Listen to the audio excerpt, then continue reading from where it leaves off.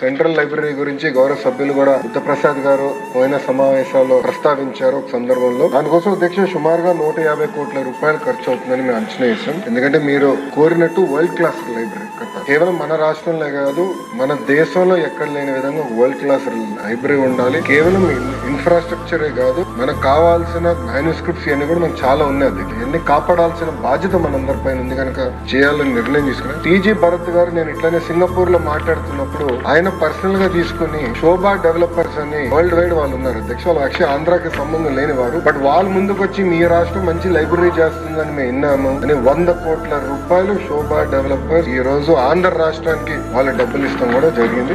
ఇది వచ్చే 4 సంవత్సరాలు మేము ఖర్చు పెడతాం. మిగతా డబ్బులు రాష్ట్ర ప్రభుత్వము దాతలు జోడించి వరల్డ్ క్లాస్ లైబ్రరీ ఏర్పాటు చేస్తామని ఈ సభాముఖంగా నేను మీకు హామీ ఇస్తున్నాను. ఈ రోజు నుంచి కరెక్ట్ గా 24 నెలలు టార్గెట్ పెట్టుకుని గౌరవ స్పీకర్ గారి సమక్షంలో ఓపెనింగ్ కూడా చేద్దామని గౌరవ సభ్యులకి నేను తెలియజేస్తున్నాను.